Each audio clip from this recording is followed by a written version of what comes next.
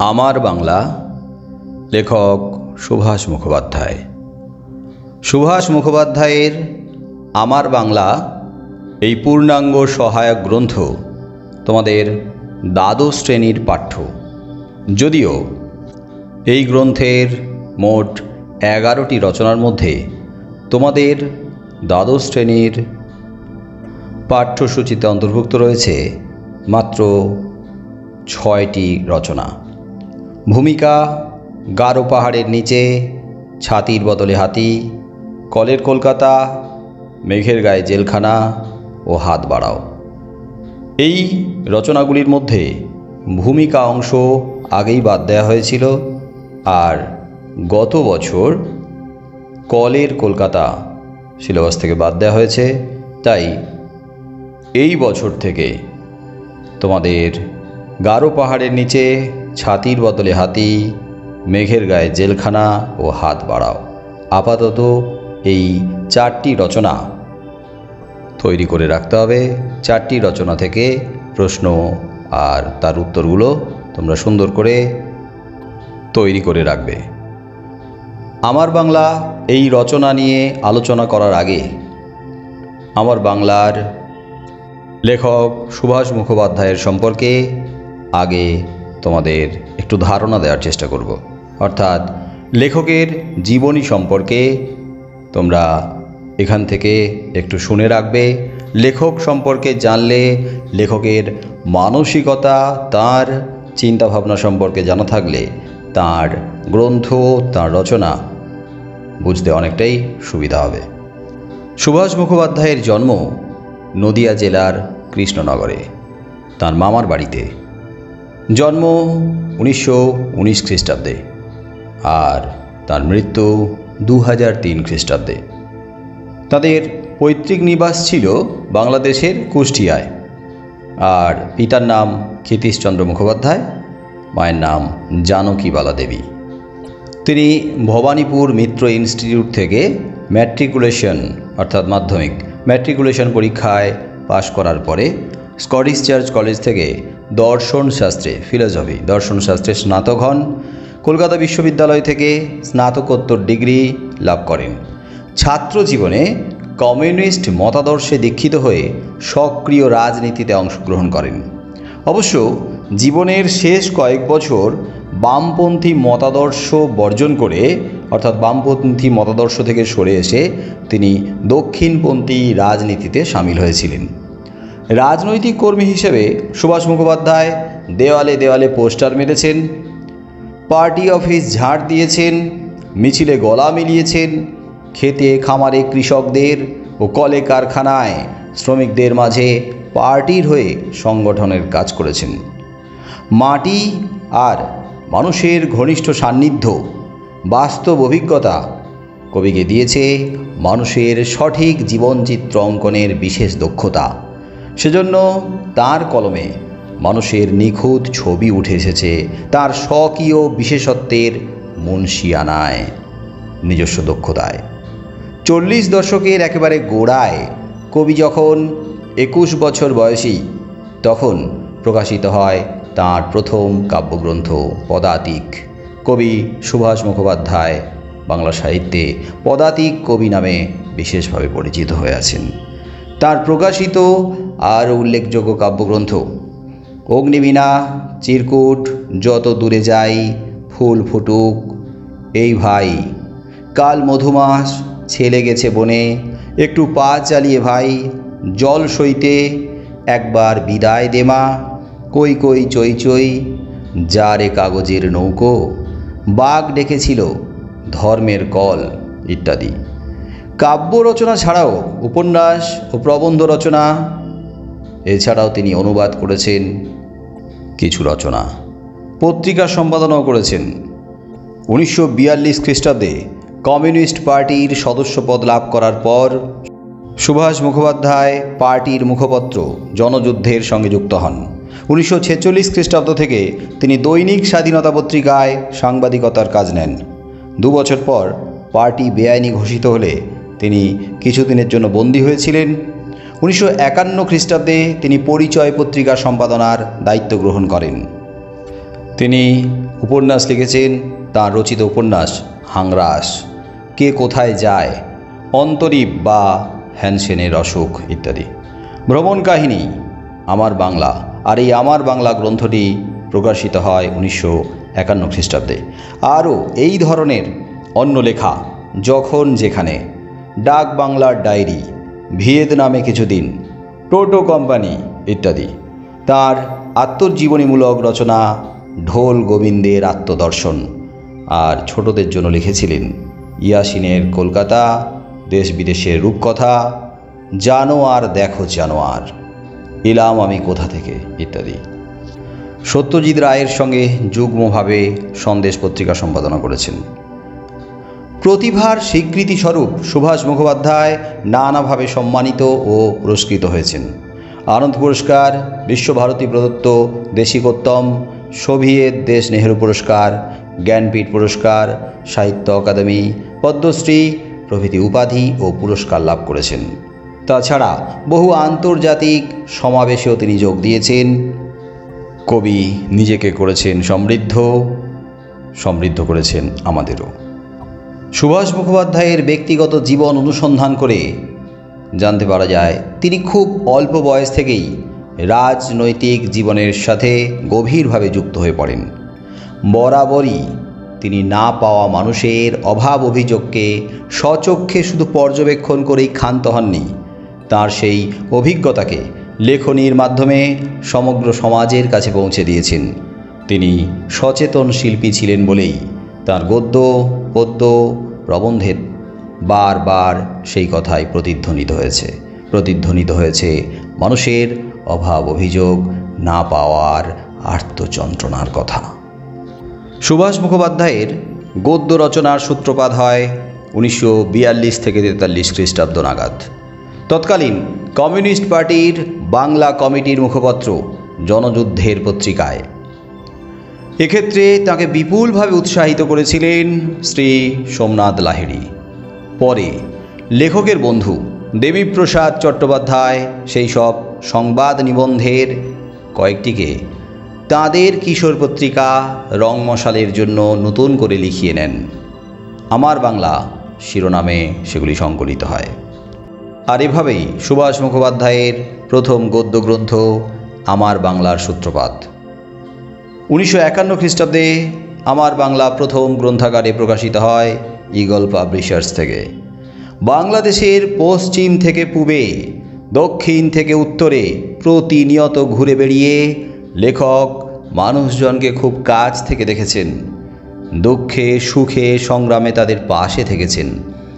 তার সেই বহু বিচিত্র রোমাঞ্চকর অভিজ্ঞতার কথাই নানান দৈনিক, সাপ্তাহিক, মাসিক ও ত্রৈমাসিক পত্রপত্রিকায় মরমী উপস্থাপনায় ফুটিয়ে তুলেছেন। বাংলাদেশ ও সেখানকার মানুষের অভিজ্ঞতার স্পর্শধন্য তাঁর এই লেখা আমার বাংলা।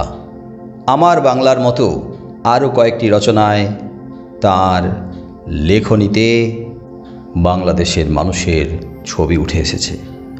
তার মধ্যে রয়েছে যখন যেখানে, ডাক বাংলার ডায়েরি, ক্ষমা নেই, আবার ডাক বাংলার ডাকে ইত্যাদি। আমার বাংলা যখন প্রথম প্রকাশিত হয় তখন তার শিরোনাম ছিল না, আর সেই শিরোনামহীন প্রাক কথনে অর্থাৎ ভূমিকা অংশে গ্রন্থকার লিখেছেন, আমার বাংলা লিখতে বারবার যে আমায় উস্কেছে তার নাম না করে পারছি না, বন্ধু দেবীপ্রসাদ চট্টোপাধ্যায়। লেখাগুলি সে যদি প্রায় জোর করে আমাকে দিয়ে লিখিয়ে না নিত, আমার বাংলা কোনো দিনই লেখা হতো কিনা সন্দেহ। জনযুদ্ধ আর স্বাধীনতার রিপোর্টার হিসেবে গ্রামে গ্রামে ঘোরার সময় এই বইয়ের অধিকাংশ লেখার মাল মশলা জোগাড় করেছি। যারা এর মাল মশলা জুগিয়েছেন তাদের সকলের কাছে আমি কৃতজ্ঞ। এ বইয়ে যা আছে তার সবটাই আমার নিজের চোখে দেখা এবং নিজের কানে শোনা। তার মানে বুঝতে হবে যে আমার বাংলা লেখকের চোখে দেখা, কানে শোনা বাস্তব অভিজ্ঞতার এক নির্মম মর্মস্পর্শী রচনা। সুভাষ মুখোপাধ্যায় তার এই গ্রন্থ উৎসর্গ করেছিলেন বাংলাদেশের জেলখানায় বন্দী কাশ্মীরের ছেলে জলিমোহন কলকে। 1948 খ্রিস্টাব্দের 26শে মার্চ সুভাষ মুখোপাধ্যায় এবং জলিমোহন কল উভয়ই কারারুদ্ধ হয়েছিলেন। 3 মাস পরে মাত্র 3 দিনের জন্য মুক্তি পেয়ে তারা আবার বন্দী হয়েছিলেন। এরপর সুভাষ মুখোপাধ্যায় 1950 খ্রিস্টাব্দের নভেম্বরে মুক্তি পেয়েছিলেন। জলিমোহন কল তখনও জেলে বন্দী ছিলেন। 1951 খ্রিস্টাব্দের মাঝামাঝি জলিমোহন কলকে মুক্তি দেওয়া হয়। সেই জলিমোহন কলকে উৎসর্গ করেছিলেন আমার বাংলা। আমার বাংলার কয়েকটি রচনা প্রথম প্রকাশিত হয়েছিল কামাক্ষী প্রসাদ চট্টোপাধ্যায় এবং দেবীপ্রসাদ চট্টোপাধ্যায় সম্পাদিত মাসিক রংমশাল পত্রিকায়। রংমশাল পত্রিকায় সম্ভাব্য বিষয়সূচির যে আভাস দেওয়া হয়েছিল তাতে লেখা ছিল, ভারতবর্ষের মধ্যে বাংলার মতো প্রদেশ আর দুটি নেই। শিক্ষায়, সভ্যতায়, স্বদেশপ্রেমে, সহিষ্ণুতায় বাংলার গ্রামের মানুষদের মতো আসল মানুষ খুব বেশি নেই। তাদের কথা ভালো করে জানলে তবেই সত্যিকারের গর্ব করে বলতে পারবে, বাংলা আমার, আমার দেশ। কবিতার বোঝাপড়া রচনায় সুভাষ মুখোপাধ্যায় লিখেছেন, গ্রাম ও শিল্পাঞ্চল ঘুরে রিপোর্টাজ লিখতে লাগলাম। লোকের খুব পছন্দ হয়েছিল সে লেখা। সাধারণ মানুষের মুখের কথাই আমার লেখায় ব্যবহার করেছি। এই ভাষাকে লোকে ভীষণ বাহবা দিয়েছে। চাক্ষুষ দেখাশোনা ও অভিজ্ঞতা থেকে আমার বাংলা যা দেখেছি তার বেশি লিখিনি। এই আমার বাংলা গ্রন্থ প্রকাশিত হওয়ার পর নানা পত্রপত্রিকায় সমালোচনাও উঠেছে, সমালোচিত হয়েছে। তবে সেই সব সমালোচনা যে ভাঙনমূলক তা নয়, গঠনমূলক। সেই সব সমালোচনায় কোথাও সামান্য ত্রুটি বিচ্যুতির দিকে আঙুল তোলা হয়েছে, তবে লেখকের প্রশংসাও হয়েছে বেশি। আমার বাংলা 11টি রেখাচিত্রের সমষ্টি আনন্দবাজার পত্রিকায় প্রকাশিত হয়েছিল। লেখক সাংবাদিক হিসেবে বিভিন্ন স্থানে গিয়া যাহা দেখিয়াছেন তাহা হইতেই মাল মশলা সংগ্রহ করিয়া একটি বিশেষ চিন্তাধারার রসে তাহাকে ভিজাইয়া আমার বাংলা কাহিনী গুচ্ছ রচনা করিয়াছেন। লেখকের চোখ আছে, বর্ণনা শক্তিও সুন্দর, ভাষা স্বচ্ছ ও সরল। গল্পগুলি পড়িতে তাই মন্দ লাগে না, কিন্তু পড়িতে পড়িতে কেবলই মনে হয় লেখকের চোখে কেবল একই ধরনের ছবি পড়ল কেন? বাংলার জীবনের রূপ কি শুধু এমনই কুশ্রিতা আর অবিচার ভরা? ইহার কি আর অন্য দিক নাই? এই অন্য দিকের কথাও না থাকাতে আমার বাংলা বাঙালি ছেলে মেয়ের কাছে অসম্পূর্ণ চিত্রই উপস্থিত করিবে। আবার সাহিত্যপত্রে প্রকাশিত হয়েছিল, চাঁদের মতো আমাদের দেশেরও আবার দুটো দিক আছে, অন্ধকার আর আলোকিত। চাঁদের উপমাটা টানলে বলতে হয় সুভাষ মুখোপাধ্যায় উপেক্ষা করেছেন আলোকিত দিকটাকেই। তবু চিন্তাশীল ব্যক্তিমাত্রই স্বীকার করিবেন, আমার বাংলা লিখতে গিয়ে সুভাষ মুখোপাধ্যায় অতি দুরূহ কাজে ব্রতী হয়েছিলেন। কারণ 200 বছরের ইংরেজি শিক্ষার ফলে আমরা যে দৃষ্টিতে দেশকে দেখতে অভ্যস্ত, তাতে অনেক সময় সামনের গাছ কটাকে পুরো বনমূলে প্রতীয়মান হতে হয়। আনন্দের কথা, সুভাষ মুখোপাধ্যায় এই খণ্ডিত দৃষ্টির বাধা কাটিয়ে উঠতে সমর্থ হয়েছেন। তার কবি ও কর্মী মন আয়নার মতো স্বচ্ছ। তাতে বাংলাদেশের আসল চেহারাটা আপনি ধরা দিয়েছে। অনেক জায়গায় অনেক রকমের মানুষের সান্নিধ্যে তাকে আসতে হয়েছে, তার থেকে কতকগুলি টাইপ তিনি বেছে নিয়েছেন। এদের ভেতর দিয়ে দেশের যে ছবিটা ফুটে ওঠে সেটা হলো অপার সম্পদ সম্ভাবনার মাঝে অসহ্য দুস্থতার ছবি। মাঠ জোড়া ধান আর দেশ জোড়া ক্ষুধা, অক্লান্ত পরিশ্রম আর অশেষ দারিদ্র্য। এই অসংলগ্ন ছবির দিকে তাকিয়ে লেখক শতই বিচলিত হয়েছেন। এই যদি সোনার বাংলার বর্তমান, তবে তার ভবিষ্যৎ কী? সুভাষ মুখোপাধ্যায়ের প্রশ্ন অবশ্য তাকে নৈরাশ্যের অবসাদে নিয়ে যায়নি। উত্তর জুগিয়েছে তাঁর বিজ্ঞান সিদ্ধ মন। সেই উত্তরের প্রতিধ্বনি তাঁর আমার বাংলার হাত বাড়াও রচনা। অর্থাৎ সুভাষ মুখোপাধ্যায় যে শুধু বাংলার করুণ দুস্থতার ছবিকে তুলে ধরেছেন, অভাব, দারিদ্র্য, যন্ত্রণার ছবিকে তুলে ধরেছেন তা নয়, সেখান থেকে উত্তরণের রাস্তা পথও তিনি দেখিয়েছেন। লেখকের বন্ধু দেবীপ্রসাদ চট্টোপাধ্যায় যখন তার বাংলাদেশের বিভিন্ন প্রান্তের মানুষের পূর্ববঙ্গ এবং পশ্চিমবঙ্গের আনাচে কানাচে গিয়ে তাদের দুঃখ দুর্দশার চিত্র লেখকের কাছে পেলেন, তখন তিনি রংমশাল পত্রিকায় সেই লেখা প্রকাশ করে সমাজকে সজাগ করতে ব্যগ্র হয়ে ওঠেন। পরিণামে আমার বাংলা এই রচনা সংকলন পাঠকের কাছে হয়ে ওঠে শুধু জনপ্রিয়ই নয়, পাঠকও এইসব মানুষের জন্য ভাববার কথা চিন্তা করতে শুরু করেন। দেশভাগ, পাহাড়ের সমস্যা, খরা, বন্যা, না খেতে পাওয়া মানুষের আকালের দিন অর্থাৎ 50-এর মন্বন্তরের ভয়াবহতা, বুর্জোয়া শ্রেণীর রমরমা, শ্রমিক শ্রেণীর ওপর মালিক শ্রেণীর অত্যাচার, জমিদার মহাজনদের শোষণ, তার সঙ্গে যুক্ত হয়েছিল অত্যাচারী ইংরেজদের অকথ্য অত্যাচার, নির্যাতন, শোষণ, পীড়ন, সব মিলিয়ে যে সময়কার চিত্রকে এই রচনায় ফুটিয়ে তোলা হয়েছে সেটা বাঙালির কাছে মোটেও সুখকর ছিল না।